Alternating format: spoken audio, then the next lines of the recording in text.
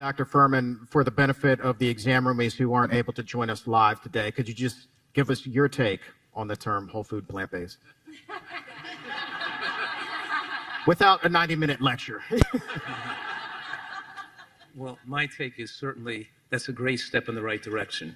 But we know that scientists, both scientists and lay people, it doesn't define with precision exactly what they're eating sufficiently so that people who are really are health nuts and want to do the very best to accelerate our lifespan and protect ourselves aren't doing the pinnacle of excellence with that, because that term is not descriptive enough. That's where the Nutritarian terminology takes it to a step further. It's a type of whole food plant-based. We're really paying attention to eating the optimal dietary portfolio and the right type of variety to make sure we have the greens and the beans and the onions and the mushrooms and the seeds, and not just eat potatoes and rice all day, right, which still could be whole food plant-based.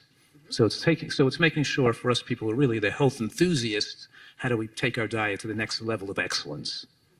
I'd like the term Nutritarian, one, because it is a little bit broader, but two, it has like a really cool sound to it. It's like, if you were to tell somebody, well, would you rather eat a whole food plant-based diet or go on the Nutritarian diet? I would think that at least 8 out of 10 are going for the Nutritarian based on name alone.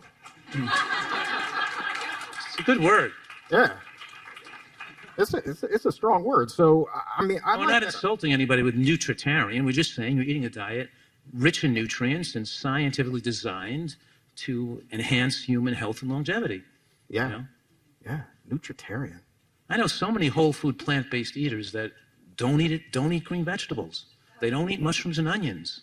They're not doing what they're not ratcheting up their diet to the level that we can actually get it to promote great health. Let me do a hard pivot. You talk about somebody not eating an entire category of foods, and in this case, it's green vegetables. But there's a very famous sportscaster who every Sunday night when he's commentating the NFL will talk about the fact that he has never eaten a single vegetable in his entire life. This man he's in his 80s, and he's still out there, and he's active.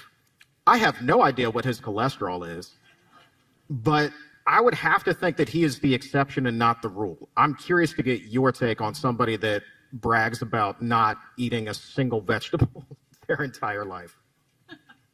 You want my take? I would love your take, Dr. Fuhrman. Well, Americans have a wide bell-shaped curve. That means that the average American male may die at age 77, but the bell is wide, so some people may live to be 87 or 97, but for every one of those, there's a person that died at 67 and 57. So it averages out. Like I had a skating teacher who was a smoker, and he lived to be like 96 years old, and he smoked cigarettes every day. He was dropping ashes all over the place all day long, and he still lived a long time, but that's an exception. Yeah. So we're going by, averages of most people, and what I'm saying here, I'm going to put this down for a second.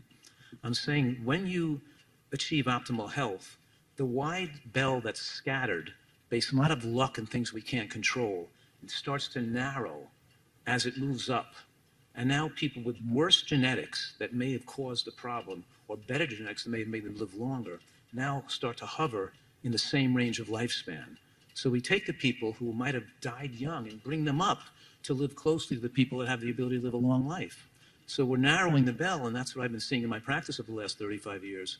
It's even people who develop problems are able to live a long life and not have happened to them the premature deaths that happen for most Americans.